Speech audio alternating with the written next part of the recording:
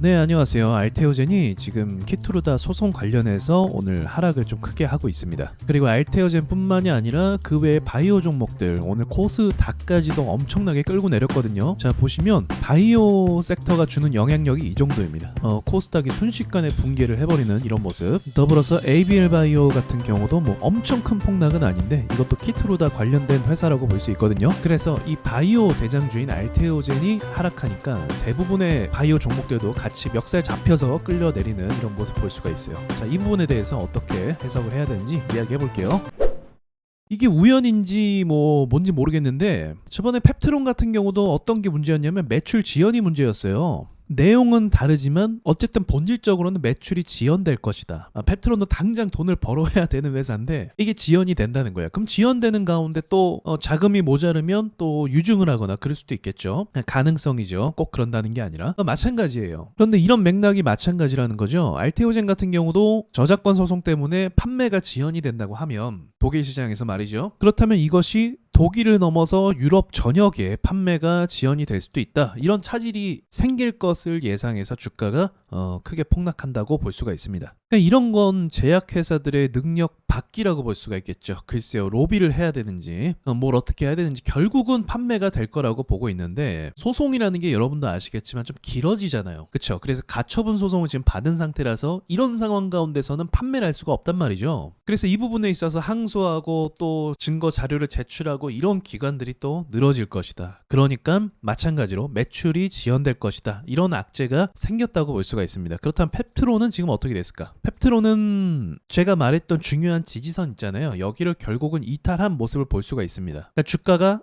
중요한 건 바로 올라오지 못하고 있다는 거예요. 그러니까 매출 지연이라는 건 그렇게 치명적인 악재일 수는 없는데 결국은 돈을 회사가 벌 거니까. 근데 문제는 뭐냐면 제가 조금 전에 얘기했던 것처럼 제약회사들은 매출이 안 나오고 있어요. 그러니까 영업이익이 항상 적자란 말이에요. 그러니까 가지고 있는 돈을 계속 소진하고 있는 거죠. 알테오젠의 상황도 그렇게 좋은 상황은 아니에요. 그리고 ABL 바이오 같은 경우도 계속적으로 투자를 했기 때문에 영업이익에 있어서는 계속 비용이 나가는 상황입니다. 근데 이런 것들이 제동에 걸리니까 주가 역시도 바로 오를 수 있는 게 불안감 때문에 좀 늘어지는 움직임으로 갈 수가 있겠다. 그래서 원래 이 정도 흐름이라고 하면 워낙 강한 종목들이었거든요. 알테오젠도 그렇고 ABL 바이오도 그렇고 다른 바이오 종목도 요즘 너무 강하잖아요. 그래서 어지간하면 투매가 나와도 요즘에 또 사람들이 매수를 적극적으로 하는 시대 아닙니까? 그쵸? 그래서 매수세가 바로 붙는 게 일반적인 상황이에요. 근데 오늘 오전에 보니까 매수가 붙었다가 또 투매가 나오더라고요. 자, 분봉을 보죠. ABL 바이오 같은 경우도 오전에 매수세가 붙었었어요.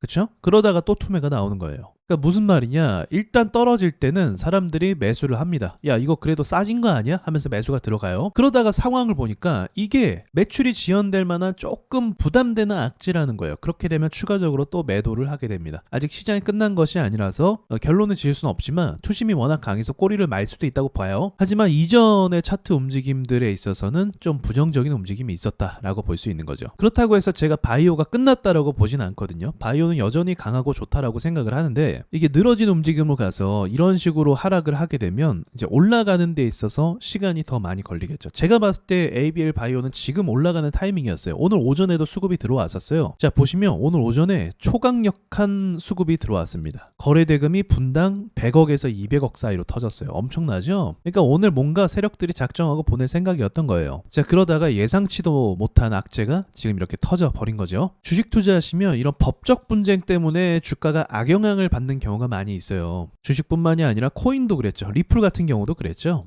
결국은 이 문제가 해소가 되지만 그러니까 저도 이 키투르다 관련된 법적 소송 문제가 결국은 해결이 될 거라고 보고 있거든요. 그래서 이것을 가지고 있는 사람들은 좀 시간차를 두면서 보셔야 될 것 같다. 근데 만약에 또 바이오를 못 산 사람들의 경우는 시간차를 두면서 매수를 해도 될 것 같다라고 생각이 들더라고요. 그러니까 요약하자면 악재는 맞아요. 이전에 있었던 펩트론과 유사한 악재, 매출이 지연될 거라는 그런 악재 맞습니다. 돈을 벌어야 되는 회사들이거든요. 비용이 계속 나가기 때문에. 하지만 본질적으로 타격을 주지 못하기 때문에 결국은 이 상황이 해결이 될 것 같다라고 봐요. 어차피 알테오젠하고 뭐 이런 ABL 바이오 그리고 그 외 바이오 종목들을 단타로 사는 사람들은 많이 없어요. 쭉 내가 끌고 가겠다, 얼마가 될 때까지 기다리겠다, 이런 사람들이 대부분이거든요. 그래서 이 부분 참고하시고 투자하시면 될 것 같아요. 어떻게 이렇게 맥락이 비슷한지. 떨어진 건 유쾌하지 않지만 그렇죠. 근데 그나마 직접적인 악재가 아니라서 다행이다 라고 볼 수가 있겠죠. 알테오젠은 늘 이렇게 하락하면서 올라왔습니다. 이게 좀 특이해요. 자, 그럼 제약바이오 투자하신 분들은 참고하시고 전 이만 영상 마치도록 할게요.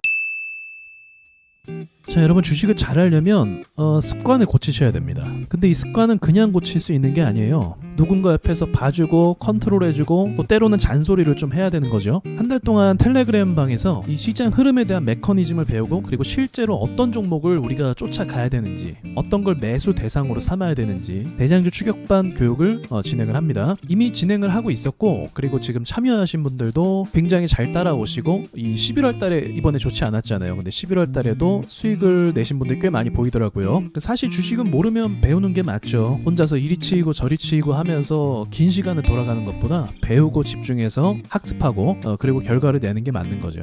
제가 집중해서 교육을 시켜드리기 때문에 여러분 정말 많이 배우실 거예요. 이번 12월 달도 한번 재밌게 또 진행을 해보겠습니다.